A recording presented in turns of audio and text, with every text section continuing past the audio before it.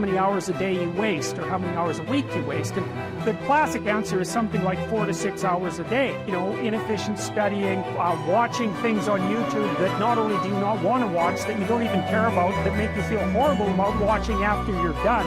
And so if your life isn't everything it could be, you could ask yourself, well, what would happen if you just stopped wasting the opportunities that are in front of you?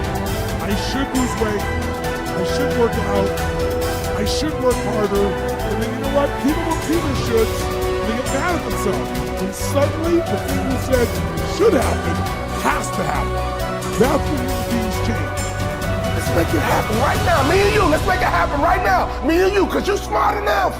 Progress has been made, but you got to keep on working. It's like God can't find the illusion that you have made it. No, let me tell you something. You got to keep on working.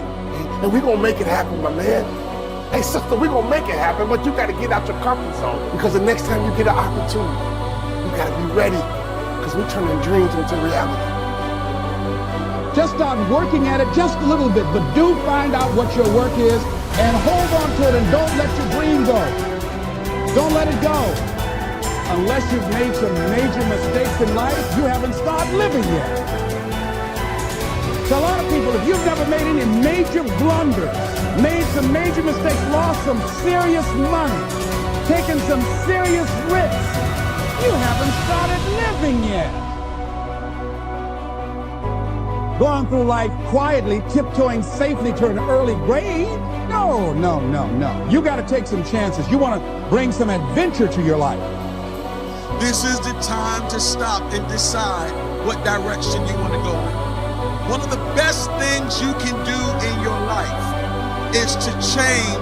Maybe on the page of this story right now, you see nothing but failure. When we read your story, what do you want us to see? That you was another failure? What do you want us to read when we read your story? That you quit? What do you want us to read when we read your story? That you gave up? That you threw in the towel? But here is what we're going to do. We're getting ready to turn the page, because when you turn the page, you get ready to write a new story. Now is the time where you're going to begin to open up your mouth and declare that I'm going to build a legacy. Waste no more time arguing what a good man should be. Instead, be one and leave a lasting legacy for the next generation. This legacy should not be measured in material wealth, but rather in the strength of character and faith that you pass on.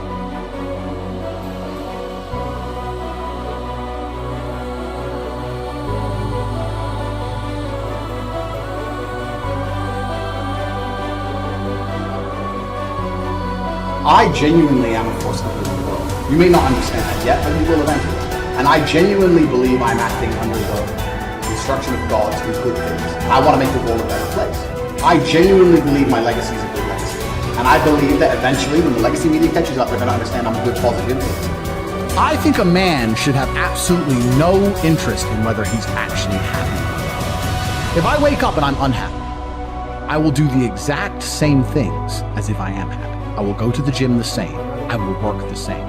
How I feel has no impact on how I live my life. I don't think happiness as an index is a healthy view for a man to have on life success. If you're waking up and going, oh, am I happy, am I not? You're looking at life wrong.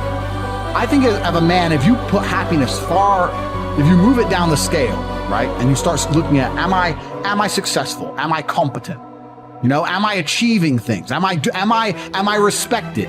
If you start to look at these indicators of your life, you're going to end up being happier without actually analyzing if you're happy or not. But we talk about weak men. This is what's scariest about this entire agenda they're trying to purport.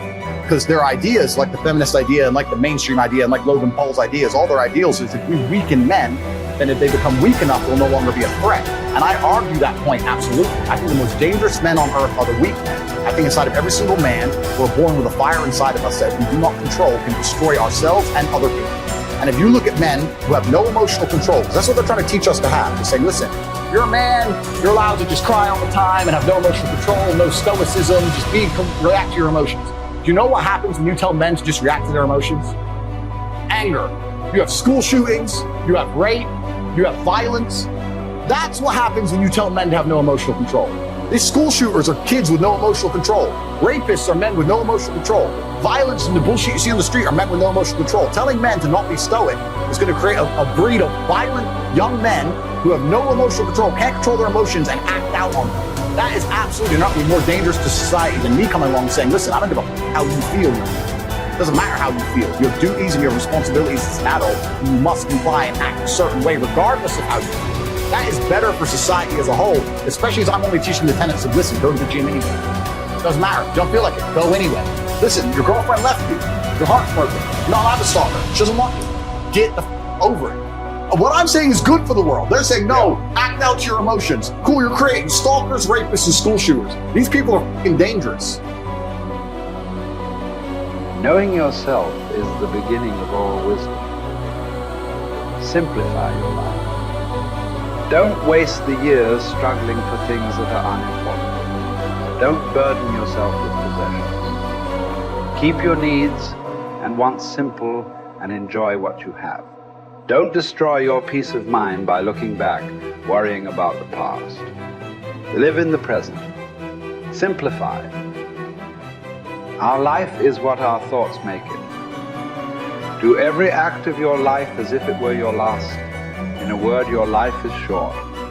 You must make the most of the present with the aid of reason and justice, since it is possible that you may be quitting life at this very moment. Govern every act and thought accordingly. Adapt yourself to the life you have been given and truly love the people with whom destiny has surrounded you. If you accomplish something good with hard work, the labor passes quickly, but the good endures. If you do something shameful in pursuit of pleasure, the pleasure passes quickly, but the shame endures. A musician must make music, an artist must paint, a poet must write, if he is to be ultimately at peace with himself. What a man can be, he must be. I will keep constant watch over myself, and most usefully, will put each day up for review.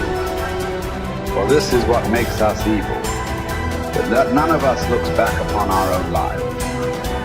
We reflect upon only that which we are about to do, and yet our plans for the future descend from the past. Excellence is never an accident. It is always the result of high intention, sincere effort, and intelligent execution. It represents the wise choice of many alternatives. Choice, not chance, determines your destiny. All human beings seek the happy life, but many confuse the means.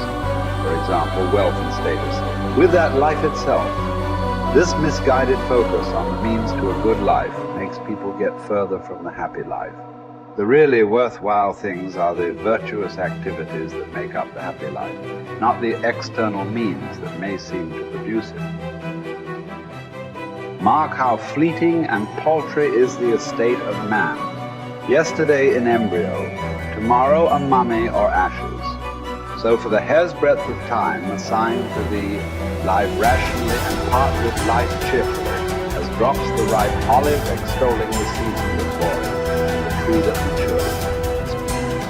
Spend your brief moment according to nature's law, and serenely greet the journey's end as an olive falls, when it is ripe, blessing the branch that bare it, and giving thanks to the tree that gave it life.